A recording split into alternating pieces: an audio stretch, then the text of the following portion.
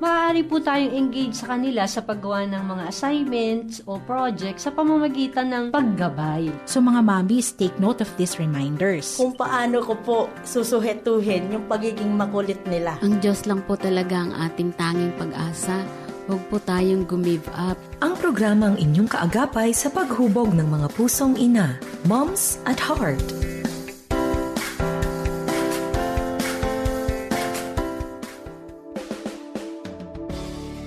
Magandang hapon po sa lahat ng ating mga kasama dito sa programang Moms at Heart. Ang inyo pong Mami Bessie Rios at we welcome po sa inyong lahat, and especially po para doon sa mga gaya ko na mas senior na po, dahil yan po ang ating paksain for this whole month of September. Iba't iba po ng mga istorya ang ating pong tinutuunan, at for this time, ang tutuunan natin at ang aking pong magiging kakwentuhan na isang 70 years old na lola kung paano ang kanyang wellness plan, wellness na lifestyle ay naipasa sa kanyang mga apo. Take note, nakakatuwa po ay pinapractice na po ito ng mga apo niya na nauna niyang turuan. So, samahan niyo po ako sa isang oras na ito, or kami pala, dahil dalawa po kami na inyong magiging makakasama. Maaari po kayo na ating makasama sa ating FEBC Radio TV. O di ka naman po kung kayo ay merong Facebook, Moms at Heart, Memory Mommy, at syempre 702 DCAS FEBC Radio. At ganoon din naman, hi sa atin pong mga nakikinig on air, yung pong mga nasa PM radio, lalo-lalo na dyan sa ating mga bulubundukin, kabukiran ba, or baka kayo po ay busy na nagpe-prepare ng inyong mga snacks. Simpleng-simple na nakikinig 702 DCAS AM Bond. Ang lahat na yan dahil sa atin pong pagiging membro ng kapisanan ng mga broadcaster ng Pilipinas. Good afternoon Lola Rose. Naku, nakakatuwa naman na tayo muling magkakasama dito sa medyo kakaiba yung pagsasamahin natin, kasi way back years and years ago, wag natin bilangin. We were together in a government corporation. Ayan. Dekada. Yes, oo. So, magandang hapon sa iyo, at bumati ka naman, at sino ang gusto mo pang ibang batiin? Ay, magandang hapon din, Bless. I have always called you Bless, di ba? Kahit maraming iba na tumatawag na Bessie, nickname mo rin naman yon. Magandang hapon sa iyo, at ako'y pinaanyayahan mo dito sa forum ng inyong samahan na winika mo sa akin na ito ay magkakaroon ng parang topic o pag-uusapan natin ay patungkol sa kalusugan. So, samantalahin ko ba na batiin ang aking mga, ayan, sige. Lahat ng babatiin. Thank you. Sige. Oo, binabati ko ang lahat ng aking mga kamag-anak, kaibigan, pero syempre, most especially yung aking mga apo na nasa Canada dahil malayo sa akin. Syempre, hi! At kasi sila yung magiging pag-uusapan natin siguro, or maikukwento ko talaga yung kanilang mga pangkalusugang mga gawain o kinakain, ha? Pero lahat naman halos nung aking apo, maging yung aking apong medyo inaalagaan sa mga panahon na to, no? Yung sa bunso kong anak dito sa Pilipinas. Siyempre, hi na rin dun sa lahat ng aking mga kapamilya, kapatid, nasa ibang bansa, nandito sa Pilipinas, na nagwe-wellness journey din, Bless. Oo, kasi may mga pinagdadaanan, lalo na pandemic. Mga kapatid ko pa, ang batiin ko puro senior years. Ako bunso. So, mas matatanda sa akin. Mas may edad, pero mas may puting buhok yata ako. So, binabati ko lahat ng magandang hapon at lahat ng mga nakikinig sa inyo, no? Sana may mapulot sila sa ating pag-uusapan. Yes, okay. So ngayon po mga mamshis at mga grannies ay huling Sabado na po ng ating September. So today is the last broadcast na ang paksain po natin ay nakatuon dito nga po sa mga gawain, buhay-buhay ng ating pong mga senior, no? At atin pong pagtutuunan ngayon ay isang bagay close to our heart. Iikot tayo po, no, para sa ating pong mga kasama or mga nag-review sa atin. Doon po sa the journey, yan, the journey or the stages, no? Una, ano ba yung mga paniniwala mo? Pangalawa, dahil ito yung paniniwala mo, paano mo ito naisakilos, no? Yung modeling, which is the behavior, no? And then, dahil dyan ay, nakita yung becoming. Tinan mo naman, ano? Wala kang maintenance, very lively, di ba? At yung katawan, mukhang walang problema sa mga bulges, no? Di ba, no? And then, yung pang-apat na letter B natin ay yung beyond. Yung mga bata, gaya nung sinasabi mo kanina, na mga off the air, na kahit wala ka at hindi mo sila kasama, ay healthy pa rin ang kanilang kinakain dahil sa influence ng isang lola. So, yun. Paano ba sinishape yung bagay na yan? Paano mo sa pagpasa sa ating mga apo? When I was hospitalized, parang doon ko gustong simulan yung kwento no? Sige. Bakit pumunta yung utak ko doon sa gusto kong maging malusog? At kalusugan na kaisipan. Bakit ginusto kong maging malusog ang aking isipan, ang aking katawan, at ang aking espiritu. Di ba? And that all began in 2009. So, nalimutan kong batiin kanina yung aking wellness guru, si Dr. Jaime Galvestan. Pero, bahagi siya ng kwento ko. Okay. So, nung 2009, October, na-hospital ako na ang daming naging findings sa akin. Kung bibilangin ko, parang less than 10. Give me the time, Give me the time to reiterate one by one. Isa-isahin ko lang. Sa totoo lang, number 1, high blood. Isa sa findings ko, nung hospitalization kong yon. Number 2, severe anemia. Naku. Yung palang aking dugo ay kulang sa pula, no? Na kulang sa pulang dugo. Number 3, at mabilis ang oras natin. Ulcers. Meron ka nun. Okay. Pang-4, gastritis. Ako po. Pang-5, gallstones. May gallstones pa. Pang-6, colonic diverticulitis. No? Okay. At actually, basta marami pa. It's less than 10. Yun. So parang sabi ko, prior to that, na-hospital ako palagi once a year. Sinasalinan ako ng dugo. Gusto ko, imagine mo yun, Gusto kong lumaya doon sa lahat ng sakit ng yon. At gusto ko ring lumaya financially. Di ba? Mahal ma-hospital. Mahal. Magastos ma-hospital. Mahal ang mga gamot. Okay. So, after that, eto nga, binalikan ko yung friendship namin ni Dr. Jaime Galvestan. And he taught me a lot. Pinuntahan ko siya sa PGH. May libreng acupuncture doon. May libreng hilot. May, you know? Oo, yeah. At the time, 2009. Tapos, unti-unti, basta from that time on, 2009, nakinig na ako doon sa programa niya. Hanggang ngayon, sinusunod ko lahat ng payo niya. And now, did you know? Wala akong maintenance medicine. And all those... Siguro naman, sa pagsasalita ko pa lang, nakikita na I'm energetic and siguro, kita na rin yung edad. Rose, yung naalala ko lang, ang dami mo kaninang nasa enumeration ng mga conditions, no? So, all those parang winalis lahat yun because of the new healthy the habits. wellness journey. Yes. Wellness journey. Yes.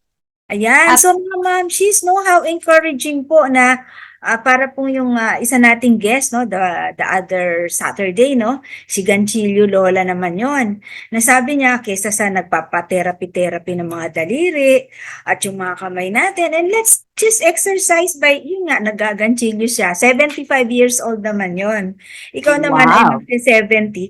So nagaganchilyo siya, memorize niya yung mga design sa isip niya. Di ba may counting yung ganchilyo? At saka Nice. Oo. hawakan mo yun, ano? Tsaka yung products Yeah. ng ganchilyo, hindi yung maliliit na ganyan. Ang lalaki. May bedsheet, Wow. merong table runners, so meron pa siyang blouses na ginagawa, no? So, Mm-mm. sana po, no, ditong ating programang Moms at Heart, humuhubog sa ating mga pusong ina, ay tunay po nahuhubog sa mga encouraging na kwento. So now, paano naman, syempre, that time, may apo ka na ba nun? Parang wala pa siguro. Alam mo, nung magsimula ako ng October, October 9, nung ma-hospital ako. Wala talaga, okay. Pagkatapos, ipinanganak yung aking unang apo ng October 27. So, lola Yeah. agad, okay. Oo, lola kaagad ako doon. So parang yun din ang nag-trigger sa akin eh. I want to live more years. Gusto ko pang mabuhay ng matagal. Kasi gusto ko pang makita yung mga apo ko. At gusto ko silang ma-influensyahan. Oh. No? Gusto ko silang ma-influensyahan sa mas wellness journey na pwedeng mas makapagpasaya pala. Di ba? Mas makakapagpasaya pala. Oo. Kasi alam niyo po, ito din ay sinasabi ng mga doctors, no? And I think baka narinig mo kay wellness guru, no? Kapag po tayo ay malusog, pati kaisipan natin lumulusog. Di ba? At dahil malusog Yes. ang ating kaisipan, kontento tayo dahil yun lang pong wala tayong iniinom na kung ano-anong mga gamot, no? Na iniintindi natin yung pambili, di ba? Na kapag hindi ka bumili nito, ay ayun, magkakaroon ka na naman ng problema sa dugo mo, magkakaroon ka na naman ng problema sa kung saan-saan, ano, dahil maintenance nga siya. So, that itself will make you happy and contented. Di ba? Happy and contented sa buhay. So, paano mo na ipasa dun sa baby na ipinanganak agad? Alam mo, sa totoo lang, as I was telling you earlier than this program, sabi ko nga, hindi mo pwedeng ipasa sa apo yung hindi mo muna nai-influensyahan ang anak mo. So, ganun ka kahirap or yung struggle, no? Na pag hindi mo na-influensyahan ang anak mo, na kailangan mas malusog na yung ating buhay or yung ating lifestyle, kasi maraming kaisipan na mali di ba? Such as, yung kaisipan na minamana pala ang sakit, minamana pala ang maraming sakit, or pagtanda mo, talagang automatic, marami ka ng sakit, no? So, parang, sa attitude, sa isip ng aking mga anak, sila muna yung kailangan kong ma-influensyahan na ang sakit pala ay maiiwasan. Ang kalusugan pala ay matatamo at ang atin palang mga pinaniwalaan dati ay maiwawasto kung tayo ay informed. Kung tama ang mga impormasyon na nakakarating sa ating isip, no? Batay sa nakita nila sa akin. Nakita nila pag na-ospital ako, hirap na hirap ako, di ba? At nakita nila na wala na, di ba? Nakita nila na nakakapag-alaga ng apo. At wala na yung mga dating ospital. Bless, 13 years na akong hindi na-ospital. Wow. Yes, so that's number 1. Unang kalayaan yon. Actually, siguro na-ospital ako nung ma-aksidente lang ako dito sa bahay. Last year yata yon. Iba na naman I yun, bumped my head. Iba naman yon. It's an accident, no? Pero yung sa overall, Body con- nadakit sanhi nung pag-uuspital ko, kasi sinasalinan ako ng dugo nun eh. So, There kaya, were some, parang 5 years, no? Na sinasalinan ako ng dugo every year. Nawala yun. So parang, paano nila hindi makikita na napakasaya ko? Hindi ka konsumido sa buhay, hindi lahat problematic, yung ganyan, ano ha? I mean, ano yun mga bagay-bagay na natutunan ko unti-unti mula kay Yes. Doc Chini at naipasa ko sa mga anak ko. yan. Kaya kahit papano, natutulungan nila ako na pag may itinuturo ako sa apo, sasang-ayunan nila. Reinforce nila, di ba, no? Hindi nila kinokontra. Kasi minsan yun po ang mga problema sa atin po Yes. mga lola, no? Ituturuan natin itong apo na ito. Halimbawa, wag masyado sa matamis. Tapos ang mami hindi naman naniniwala doon. So bibigyan siya ng unli na mga iced tea, di ba, no? Tumaapaw, no, di ba? At ako ano-ano pa po matatamis. So, medyo malilito yung bata. Isa pa yon, no, na hindi po makakaganda.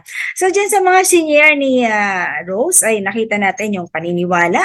Naniwala ka na pwede kang gumaling sa iyong mga, ang dami no, ng mga kondisyon. At hindi na surgery ang iyong mga stone na yan, di ba? Yung iba, surgery ang lalaki ng cut nila. Pero meron ding isa, yung dinudukot lang, no? And then, pangalawa, na nakita ko dyan ay yung behavior mo, obvious na nakita nila yung pagbabago. Yung mga pagkain na kinakain mo, hindi mo na siya kinakain, no? Yung lifestyle na, yun, you give time for exercise, kahit walking man lang. Hindi yung, kasi ang isa po talagang, ito na-observe ko, no? Yung naka-glue yung mata sa TV. Yung yung movie marathon pa kamo, no? Lalo ngayon, dami nating panoorin na kung ano-ano, no? Libang na libang katabing chichirya o kung anong subo ng subo. Naku, napakalakas po nung magpahina. Una, ng utak natin, di ba? At ng ating katawan at ang ating emosyon. Kasi yung mga pinanonood mo, kung makakarga sa'yo yon, mamaya parang ganun ka na rin. Di ba? No? Parang na-absorb mo yun Di ba? Nakukuha mo yung mga napapanood mo. Okay. At sa atin pong mga kasamang mga momshies ay nagpapatuloy po tayo sa ating muntahan. At sa po ay kanina, na-inspire na po kayo din kay Lola Rose. Aliw na aliw talaga, Lola tas Rose. Kung paano po na dinisisyonan niya at talagang ginawa niya, sabi nga nila, kinarir, no? Na hindi ako maggagamot, hindi na ako mauospital, pero meron akong babaguhin. That is the lifestyle and the diet. Ayan. So, ang tanong ko sa iyo ngayon, at ito ay para makapulot ang ating mga ibang may challenge, ano? Yung mga apo mo, dahil naturuan sila, so, pati anak mo naturuan din, parang generation na ganyan, ano? So, how about, syempre mga bata, hindi ba sila parang pag nakakita ng pagkain sa ibang bata, naapektuhan ba sila, no? Paano nila tinitingnan yung mga itinuro mong pagkain compared sa common na nakikita sa ibang bata? Ang palagay ko, hindi sila naaapektuhan nung nakikita nila sa iba. Or shall we say, nasa start pa lang ng journey yung aking mga apo, no? Na may junk food silang nakikita. Tapos parang meron silang tikim challenge, no? Na ginagampanan. Pero siguro ang latest na istorya, Bless, yung yung kahapon, ando doon ako sa online schooling, ako yung bantay, no? Home teacher. Doon sa aking apong 4 years old. Tapos, the days before, ang pinag-aaralan nila ay Go, Grow, and Glow food. Go, grow and glow foods, no? Balanced diet and everything. Tapos, ang oras nila is 10:45. So, that's almost 11, ano? Tapos, hanggang 1:15.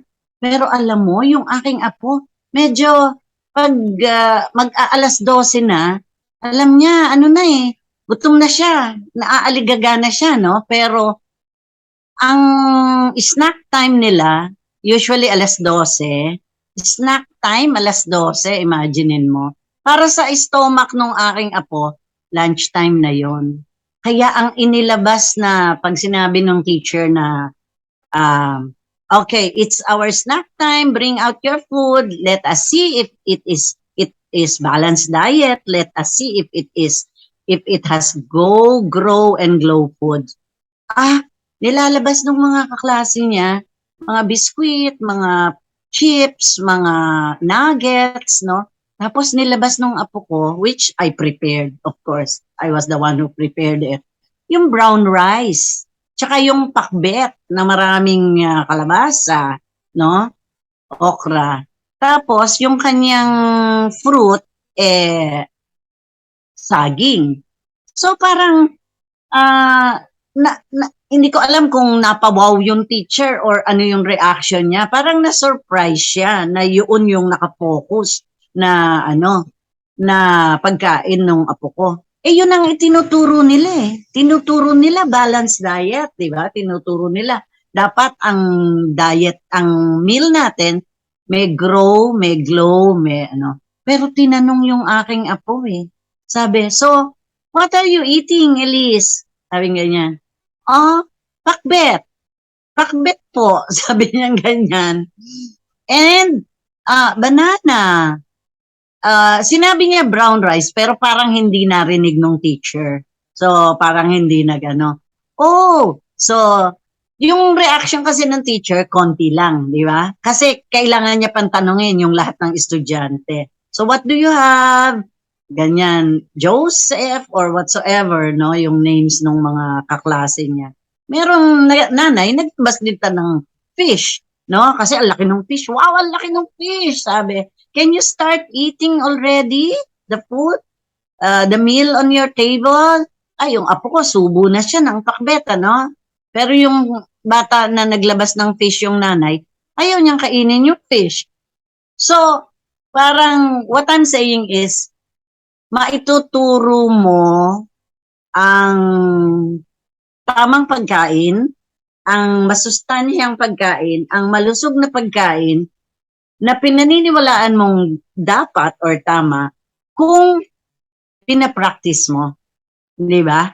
Ayaw kainin ng bata yung isda. Ibig sabihin, para may maipakita na healthy food, di ipinakita, inilabas. Pero hindi naman pala yun yung kinakain ng bata. So para sa akin, yun bless. Inconsistent yun. Di ba? So parang natutuwa naman ako kasi nag-i-start ng journey yung aking mga apo dun sa wellness journey nila sa tamang pagkain. Hindi lang naman sa eskwela yun eh. Ngayon lang nag-aral yung apo ko. Ngayon lang August, 4 years old siya.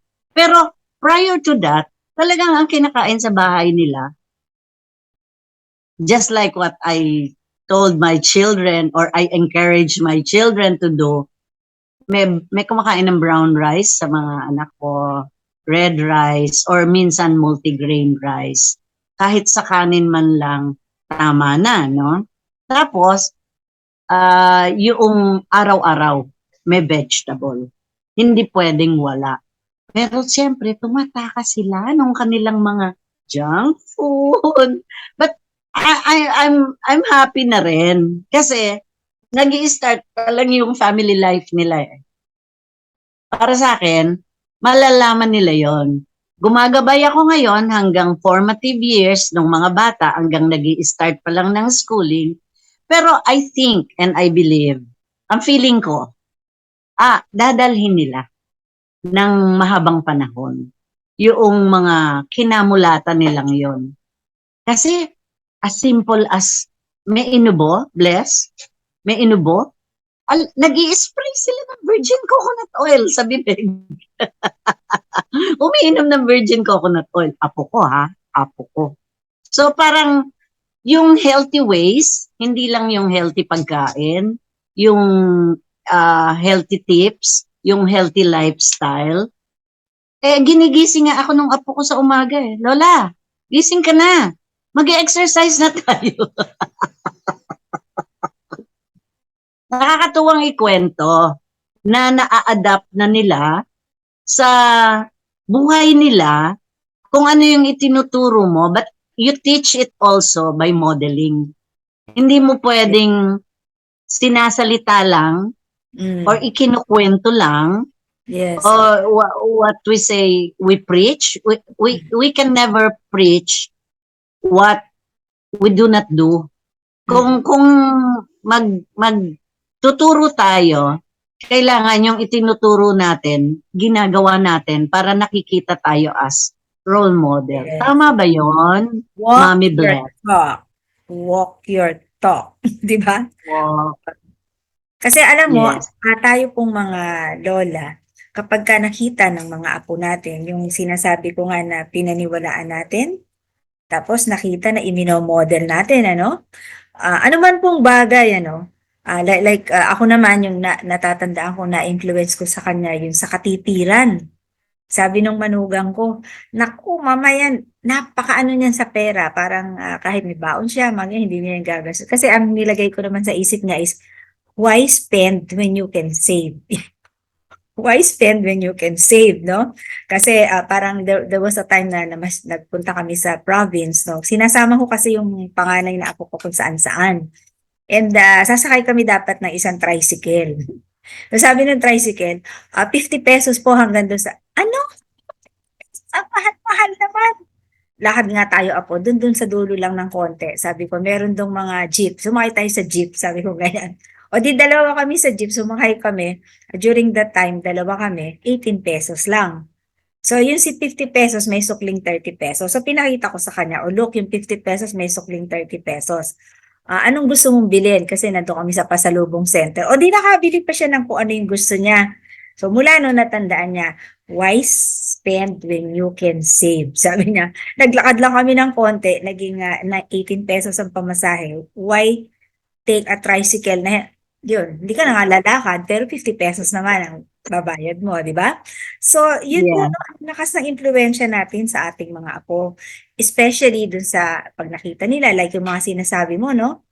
Palagay ko, ikaw din nag-i-spray ka din yung virgin coconut oil na yan, ano? Umiinom ka rin yan. And I do also, I take virgin coconut oil, no? And olive oil, mga ganyan. Kasi para hindi po ang, ito po ng mga beauty tips, no? Tingnan nyo naman mga skin, ano? Mga beauty tips, ano? Yung iba kasi moisturizer, di ba? Panglabas lang yon. Pero if you take it, yung mga oil na yan, which is healthy, hindi siya, well, syempre nagre-wrinkle, but if you look at it, hindi siya yung, yung moist pa rin siya. Yan, that's the word, di ba? Dahil nga doon sa ating mga kinakain at oil na yan. Iniinom ng mga bagay-bagay. So, what about, kasi ito bata yung kinuwento mo. May apo ka na bang mas may edad-edad na konti, no? At siguro yun naman na i-share mo sa amin, ano? Pero bago yan, ay eto, tatawagin ko muna yung ating si Heartbeat Lady, si Mami Weng de Rosario para sa kanyang Heartbeat portion upang dagdagan ang atin pa pong kwentuhan patungkol sa pagpatibok puso at paghulog sa ating mga pusong ina. Heartbeats. Heartbeats. A heart that believes in the spirit.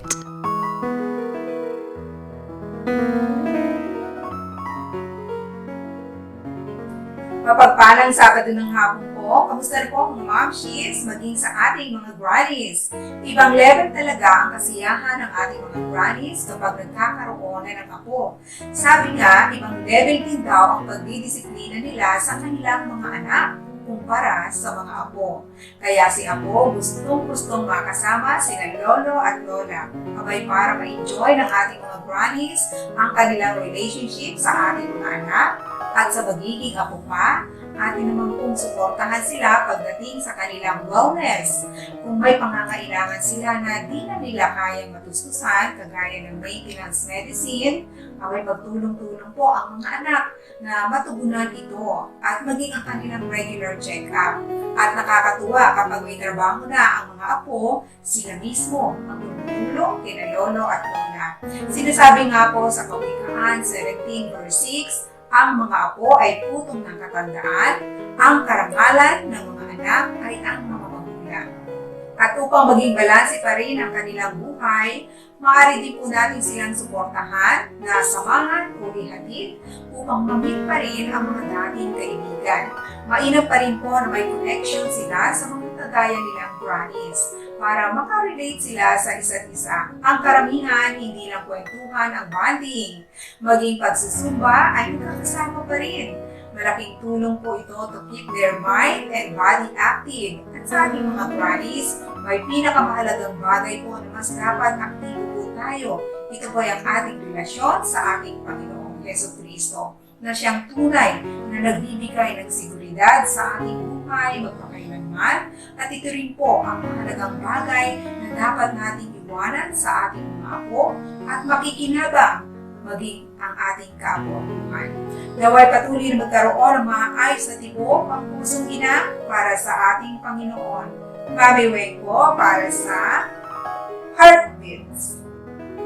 Maraming salamat sa iyo, Mami Weng, at nadagdagan na naman ang ating mga inspiration, at yun na ang ganda ng heartbeat, pampatibok sa ating mga pusong ina. At sana po yung tibok natin na pinag-uusapan ngayon ay tumibok tayo for wellness. Ang Mami Bessie Rios po ay nagpapatuloy kasama si Rose, ang Lola Rose daw, para po sa mga kung ano-anong huntahan patungkol sa wellness na naipasa ng sa Lola sa kanya pong una, sabi niya ay dapat sa mga anak muna bago sa apo, para hindi po nagkakaroon po ng tugma, no? Na practice ang wellness. Okay? So, yung mga kanina 4 years old yung iyong illustration na apo, siguro what about the older ones, no? Yung pwede na silang gumawa ng iba pa, no? Kasi yun, pinag-prepare mo eh. Ito yung sila mag-prepare. Yeah. Ikwento ko yung aking dalawang apo na nasa Canada, no?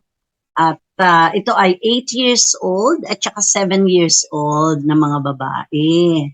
And nakakatuwa, bless, kasi nakakatulong na sila syempre, no? Sa trabahong bahay. At even doon sa mga kinakain nila na pwede namang itanim sa backyard, sa bote, sa ano, no? Ay natutuwa na silang gumawa at mag-harvest.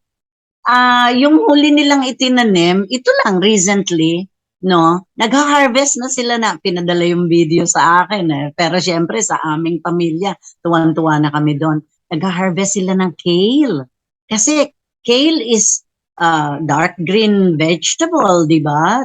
Na talagang the best yan sa smoothies. Green smoothies which can really make us glow, di ba? Magiging beautiful ang ating mga kutis-kutis. Pero yung panganay na apo, yung doon na 8 years old, mas gusto niyang fresh ang kale. So hina-harvest nila, tapos binablanch ng konti yata, no, para lang to remove kinakain niya ng fresh. Binidyo nung nanay niya, sabi, bakit? Why do you want fresh kale? Sabi nung nanay, niloloko lang nung anak ko na babae. Sabi, don't you like this green smoothies? So mayroon din siyang green smoothies na binlender, no? Na gustong-gusto nung mas batang kapatid. Yung mas batang kapatid na 7 years old, mas gusto niya yung smoothies, green smoothies na binlender kesa yung mga fresh na matigas. Matigas ang kale eh. Gusto niya ng fresh vegetable, pero yung mga lettuce and everything. So, yun ang shall we say, I'm so proud kasi na-influensyahan ko yung anak ko na pag hindi kayo nag-wellness journey, kasi tinatago pa nila nung una yung kanilang mga junk food dun sa cabinet. Sabi ko, madidiscover at madidiscover ng mga anak ninyo. Di ba? Madidiscover. At magiging inconsistent yon, di ba? Kaya, you have to act out what you preach. And if you do not practice what you preach, then it will be a useless Sabi nga ganun ng aking anak, nakakatuwa dahil nag-harvest na sila ng kale, nag-harvest sila ng strawberries, nag-harvest sila ng potato, and where do they, pag meron silang nabili bless na medyo, yung potato, matanda na, may sumusulpot na, tinatanim na nila yon. Tapos kapag yung halimbawa, onions, yung onion leaves, ay napigtasan na nila, nagupitan na nila nung gagamitin nila sa pagkain, tinatanim nila yon. So parang kahit dito sa Pilipinas, pwede naman natin gawin yon, di ba? Actually, ginagawa ko yon na yung talbos ng kamote, yung kamote, pag natalbosan ko na, yung kangkong, pag natalbosan ko na, itinatanim ko. Tapos tutubo siya. So parang, sa tutuusin lang, makakamura ka di ba? Oo, kapag meron ka sa backyard mo. Pero yun yung kanilang ginagawa ngayon, di ba? Yung what they prepare in the kitchen, doon na nanggagaling sa backyard nila. Nakakatuwa. It's an honor also. Honored ang lola. Tsaka po kapag yung mga bata ayan na-engage yung term dyan na-engage sila kagaya yan. Na nagtatanim sila, tapos hina-harvest nila, nagpe-prepare din sila, Siguro, malamang sila yung nag-blunt, sabi mo. Hindi po sila lagi na-concentrate sa gadget. Kasi ang isang dahil, at nagiging maraming nanay at tatay ang namomroblema, addicted sa gadget. Kasi po, we allow them. We don't give option, diba? So sabi, oy, ano ba yan? Aka na yung gadget mo, huwag ka na mag-gadget. Anong gagawin ng bata? Wala ka naman sinabi, di ba? So you have to keep our children occupied with things that are more productive and things that they enjoy. Kasi look, ang mga bata ngayon talagang yung sabihin nating sobrang puro gadget. Yung mga plant nila puro virtual. Anong makukuha mo sa virtual plant? Di ba? Anong makukuha mo sa blanch na virtual? Gagawa ng smoothie, virtual. Ano ba yun, di ba? They cannot even smell it. They cannot even do anything. Ginaganyan mo sa smoothie, minsan yung hawakan ng sandok, nakatikwas-tikwas, di ba? Kasi nga, virtual lang naman, di ba? So, it also lessens their creativity, which is one of the 21st century skills, at kung ano-ano pa pong mga bagay na sayang po ang tatalino ng mga bata natin ngayon. So yun, meron sila exposure sa planting. Umalay natin, ganahan pa yung mga apo mo to take up agriculture, di ba? They will grow up to be farmers, di ba? Doon sa lugar na kanilang ini-stayan ngayon, di ba? Kasi malay mo, magkaroon sila ng strawberry farm. O, di ba? No? Tsaka yung sabi mo yan, magkaroon sila ng farm niyan. Tapos sila nagpo-produce ng smoothie, di ba? And they market it. O, di ba? So, yun po ang pwede nating mindset sa ating mga anak. Pero, ayan, napakaikli ng ating oras. But the most important, papanalangin po natin ang atin pong mga bata. No? Hinahanap po yung aking kasama kung sino po yung mananalangin para sa atin. Mula po sa lugar ng Nueva Ecija. Ito po, magko-close atin sa prayer si Ma'am si Marisa mula sa Calaba, San Isidro, Nueva Ecija.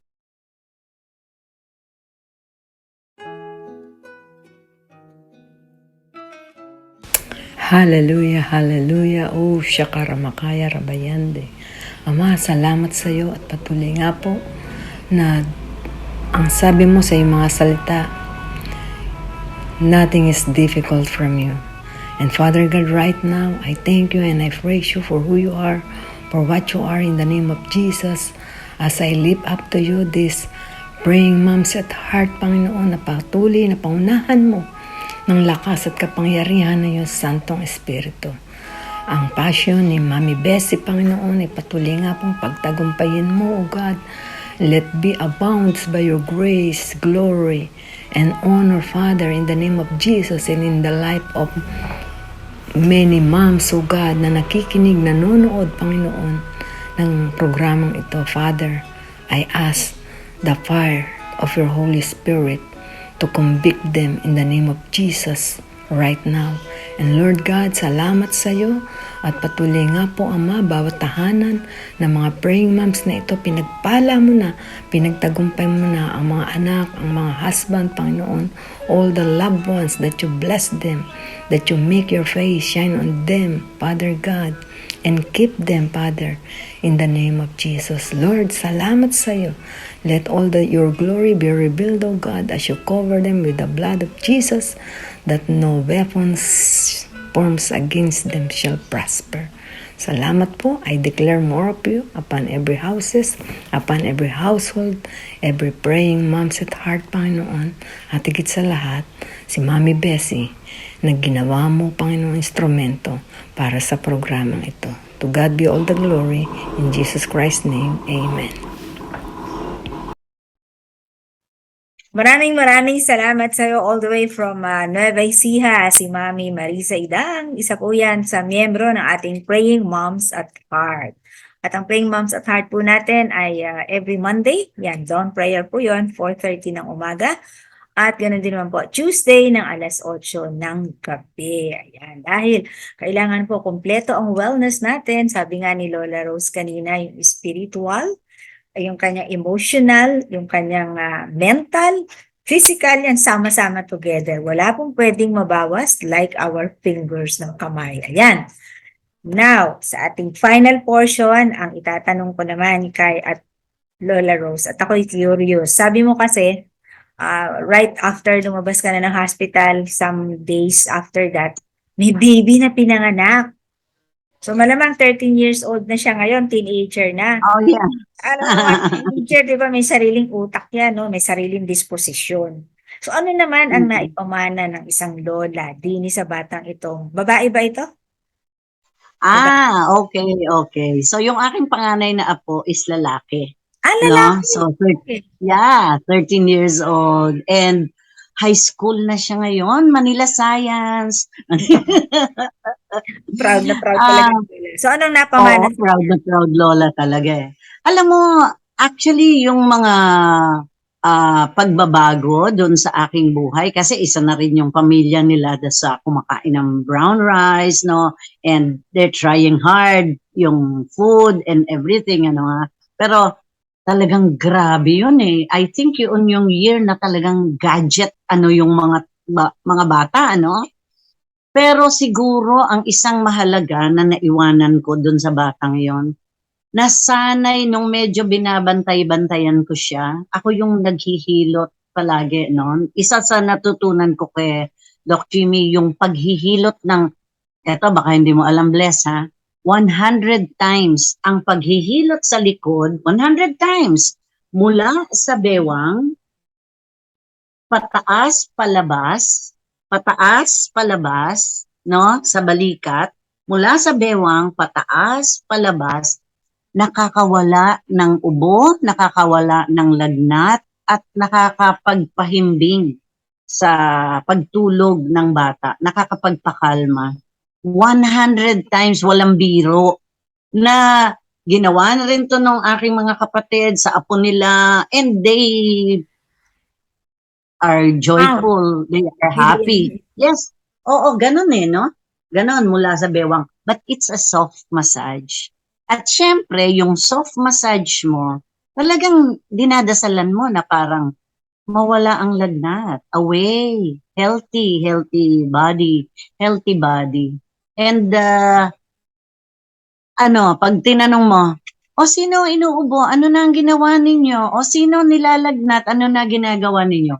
Aside from yung soft massage na yon na isasagot sa iyo, 100 times, Lola, 100 times. Sinoft massage namin si baby kasi naging 3 magkakapatid yon. 2 boys, 13 years old, and then 8, and then 4 years old, yung bunso, babae. 2 boys, 1 girl.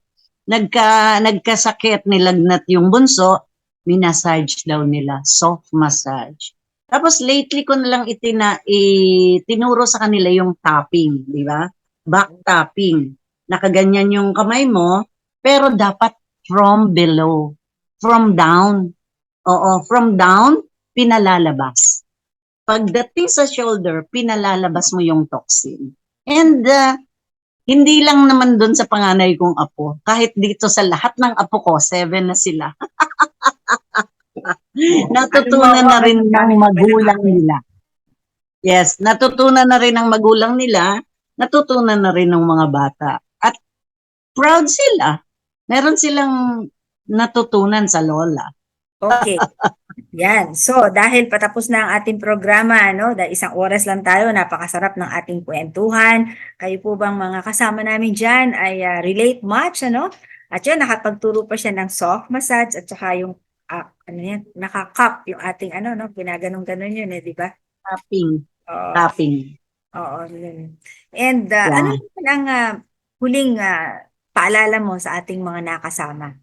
Parang last na paalala mo sa kanila. In one sentence, Alam mo, 2 sentences. oo. Gusto ko talagang i-share or ipaalala yung mga SELF ni Doc Jimmy, no?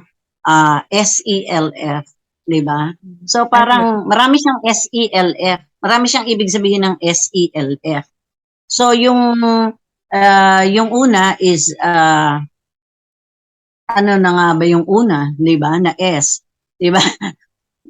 Yung palagi kang nakasmile, smile, di ba? Na masasanay mo, parang nagiging positive. Yes, okay. Oo. So, S, Nagiging positive. ano yung kasunod? Yung E is exercise. Okay, exercise. Oo. So, simply walking. Tapos, yung L is love. So, that's what I'm saying earlier, di ba? You cannot give what you do not have. Yun daw, love. Di ba? Love. Love. Dulo. Oh, love. Oh, ito Diba? naman yung sa'yo. Okay. One, heart, whatsoever. No? You cannot give what you do not have. Kung wala kang pag-ibig, hindi mo maipagkakaloob ang pag-ibig. Di ba? Yung unconditional love ng parents, ano? And, siguro, yung last is mahirap. Mahirap gawin. We should learn how to forgive. We should learn how to forgive. Pag hindi natin ma-forgive yung kapwa natin, or yung sarili natin sa kasalanan na nagawa natin, mahirap mabuhay ng mas masaya. I mean, naniniwala ako. Kasi, tinry ko doon sa 13 years. Middle, parang siguro nasa 3/4 nung phase na yon. Doon ko natutunan yung forgiveness. Yes. No? Pero mahirap gawin. Pero kung i-inspire natin yung sarili natin dito man lang sa sa 4 na salitang ito, no? Matututunan nating mas mabuhay ng mas masaya, mas malusog, and siguro malaya sa mga sakit. Yan. Malaya sa ospital. Yes. The bottom Malaya line. sa gamot. The bottom Yes. line, a lola who believes in wellness was able to transfer sa kanyang mga anak yung wellness na ito at napunta rin from the anak to the apo. So generation to generation, yung kanyang belief, yung kanyang behavior nakita, na modeling, at syempre yung nag-become siya, no? Naging maayos si Lola Rose, at yung kasunod natin, yung beyond. Pinapractice na ito ng mga apo niya. Okay? So, thank you so much. Bye-bye, Ma'am Lola Rose. Thank you sa iyong mga na-share, and God bless you. Bye.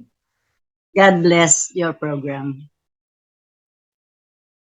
Diyan na naman po nagtatapos ang atin pong isang pagsasama-sama dito sa programang Humuhubog sa atin pong mga pusong ina. Maari po kaya na kayo ay nakasama ng ating programang Moms at Heart sa pamamagitan ng FEBC Radio TV, sa atin pong Facebook, 702 DCAS FEBC Radio, o di kaya naman sa Moms at Heart or Memo ni Mommy. Or very simple, kayo po ay sumama sa amin sa pamamagitan ng pakikinig sa ating 702 DCAS AM Band. Lahat ng yan dahil tayo po ay active member ng Kapisanan ng mga Broadcaster ng Pilipinas. At napakaganda po ng pagtatapos na sinabi ng ating pong kasama ng 70 years old na lola, yun daw pong love and forgiveness. Sana po yan ay ating naramdaman kung tayo po ay merong relasyon sa ating Panginoon. At paano nga po ba gagawin itong relasyon na ito? Very, very simple. Sabihin lamang po natin, Panginoong Jesus, kinikilala ko po, nakaupo po ay isang makasalanan.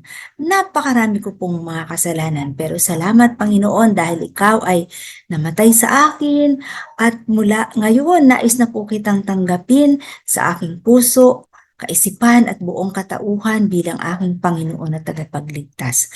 Panginoong Jesus, pagharian mo po ang aking buhay ngayon at sa mga susunod pang araw. In Jesus' name, amen.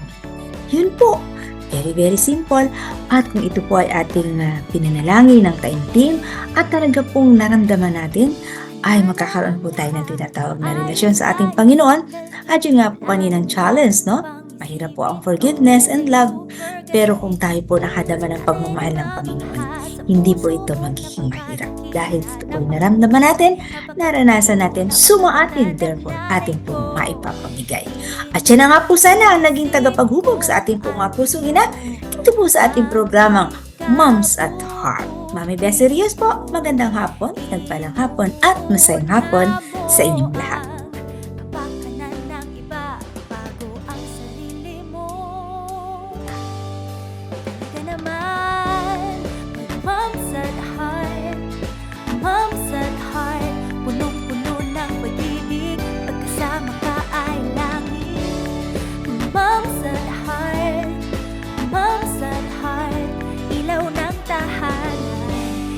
Klase